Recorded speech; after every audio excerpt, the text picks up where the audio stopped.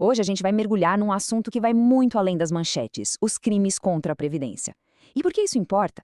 Porque não se trata só de dinheiro público, mas de um esquema que pode afetar o futuro de todo mundo. Vamos desvendar como isso funciona. Pode parecer um problema distante do governo, né?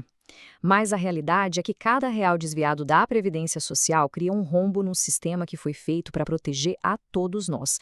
Não é um crime sem vítimas. Pelo contrário, ele ameaça diretamente a aposentadoria de quem já contribuiu e de quem ainda está na batalha. Então, para a gente entender bem essa história, nosso caminho vai ser o seguinte. Primeiro, o impacto geral. Depois, quem é que investiga isso? Aí a gente entra nos tipos de fraude, vê o que acontece com quem é pego e, no final, uma reflexão sobre o que tudo isso significa para a gente. E por que a gente insiste nessa ideia de golpe contra todos? Porque o efeito é em cascata. Quando o sistema é fraudado, ele perde o equilíbrio financeiro. Isso coloca em risco não só o pagamento de quem já se aposentou, mas a própria viabilidade das futuras aposentadorias. Ok, se o problema é tão sério assim, quem é que está na linha de frente combatendo essas fraudes? Será que existe uma força-tarefa específica para isso, tipo uma polícia da Previdência? É exatamente isso que a gente vai ver agora. E olha, o campo de atuação é vasto. A Polícia Federal tem equipes focadas que vão muito além do básico.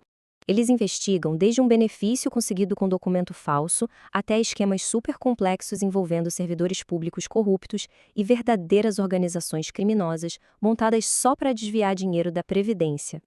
E aqui vem um ponto muito importante para não ter confusão. Não é que exista uma instituição chamada Polícia Previdenciária.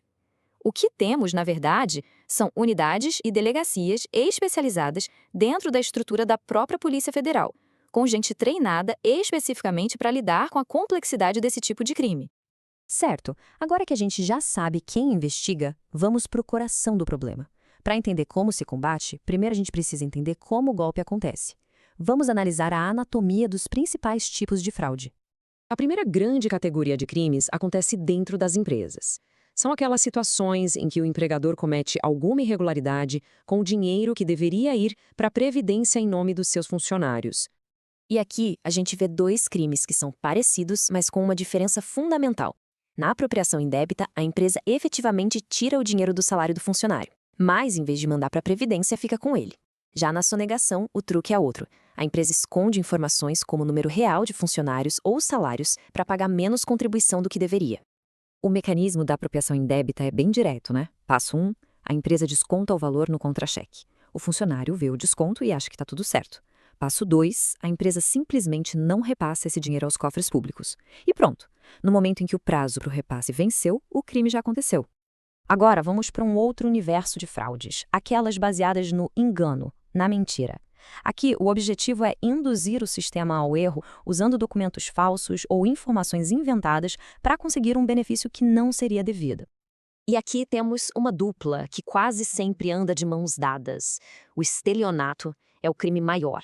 É o ato de enganar o INSS para conseguir um benefício.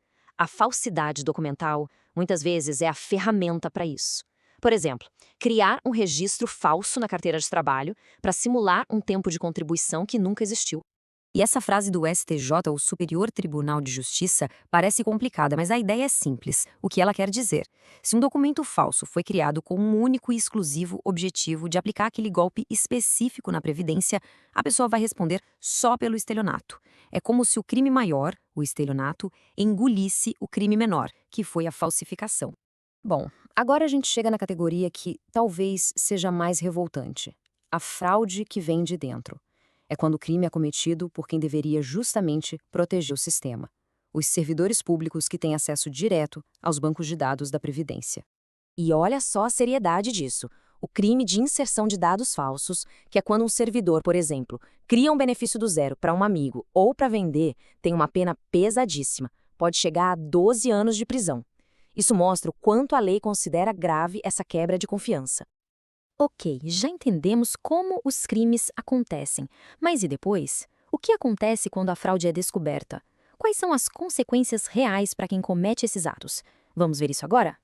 Fica a pergunta: depois de cometer o crime, existe alguma forma de escapar da punição? A lei dá alguma brecha? A resposta, como quase tudo no direito, é: depende. Depende muito do tipo de crime. Olha que interessante. Para os crimes de empresa, como apropriação e sonegação, a lei foca muito em recuperar o dinheiro. Então ela cria incentivos. Se a empresa pagar toda a dívida, a qualquer momento o processo criminal pode ser extinto. Se parcelar estiver pagando em dia, o processo fica suspenso. E em casos de valores baixos, para réu primário, pode rolar até um perdão do juiz. Agora, atenção máxima aqui. Para o estelionato, a história é completamente diferente. Por quê? Porque o crime não foi só deixar de pagar, foi enganar ativamente, fraudar o sistema.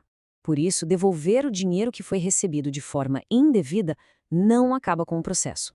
Pode até ajudar a diminuir a pena, mas não livra a pessoa da punição.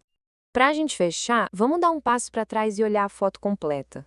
Além de leis e processos, o que essa discussão sobre fraude nos diz sobre a sociedade em que a gente vive e o futuro que estamos construindo? E fica aqui a reflexão final. O custo da fraude previdenciária não se mede só em reais.